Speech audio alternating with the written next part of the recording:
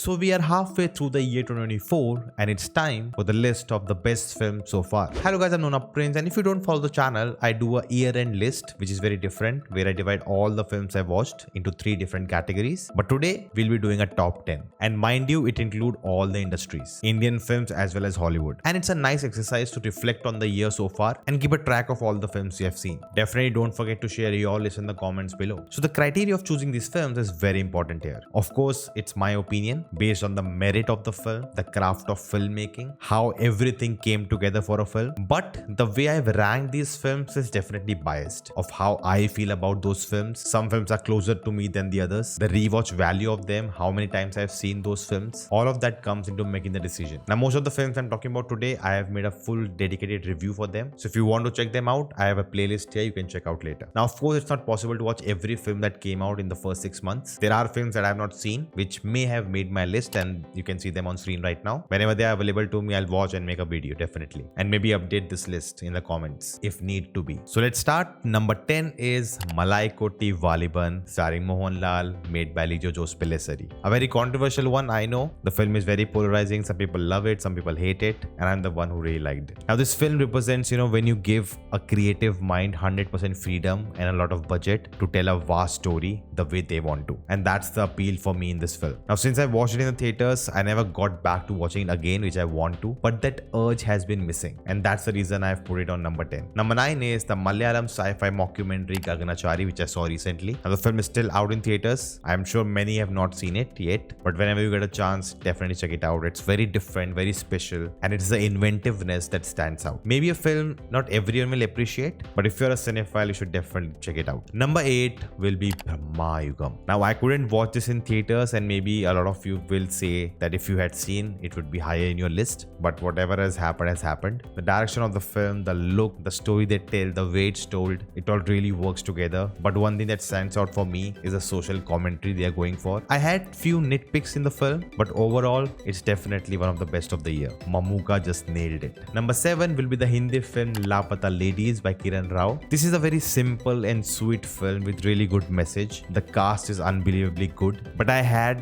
few issues with the detailing in the film, which was not matching with, the time period they're showing. It's a very small thing, but it really took me out of the film many times. But the rewatch value of this film is really great. I've seen the film multiple times and I've enjoyed it more, and that's why it's number 7 for me. It's actually a Hindi film that sticks to its roots and stay grounded, and I think that's why it works so well. Number 6 will be the film that reintroduced Fafa to us, Avesham. Got the opportunity to watch the film in theaters and to experience Fafa mass, which I think none of us knew we wanted. The standard of this film is the balance they maintain between being very massy and telling an emotional narrative with the characters. Number 5 is the Hollywood blockbuster Dune 2. Now Dune 1 was okay, grand, visual, everything, but story wise it was not satisfying at all. But Dune 2 was so satisfying. It was the first film the year I saw twice in theaters. It felt like Hollywood doing mass, mixed with the visual spectacle and a dense narrative. If you missed it out in theaters, I feel sorry for you. Number 4 is the Malayalam film Atam. What a roller coaster ride this film was. If you haven't seen, I'll not spoil it for you. It definitely has a vibe of 12 Angry Men, and if you're into that kind of films, you'll definitely love it. It actually plays with your mind where you cannot tell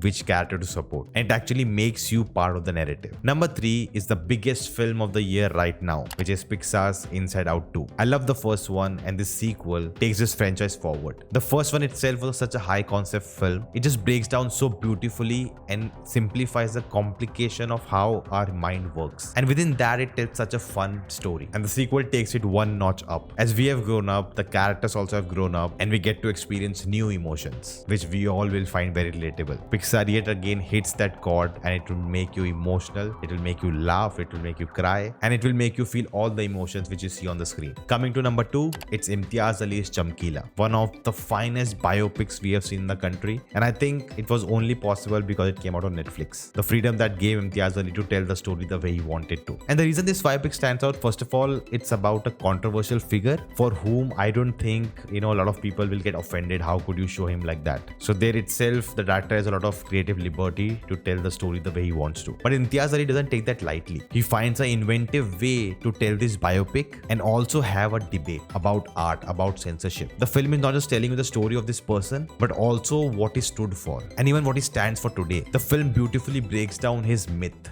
his legacy, and actually questions the audience watching the film of how do you want to see him instead of telling us how to see him. And I think Diljit just hit it out of the park. And number one is the biggest hit of the year, the Malayalam film Manjumal Boys, a film which is telling such a unique true story but with such elevated artistry. All the filmmaking choices, the way the story is told, the way it's executed, it's just flawless. And the biggest thing that made this film number one is that I saw the film twice and I felt exactly the same emotions watching it. That tells you about the rewatch value, but also how great the film is, that even after knowing what happens, it still makes you feel everything over again. So those are my top 10, and I know you're wondering about so many other films which didn't make the cut. So here are my special mentions. Of course, there was a big debate within my head, ranking these films, and you could only have 10, and I didn't want to do that sharing thing. There was some reason or the other that these films didn't make the cut, but they're still worth watching and really good films. So my special mentions are the Tamil film Lover, Captain Miller, Merry Christmas, Adu Jeevitam or The Goat Life, Premalu, Varshangala Shesham, the Malayalam film Family, Anveshapin Kandetam, Maidan, two Hollywood films Hitman and The Kingdom of Planet of the Apes. And the last one which just came out,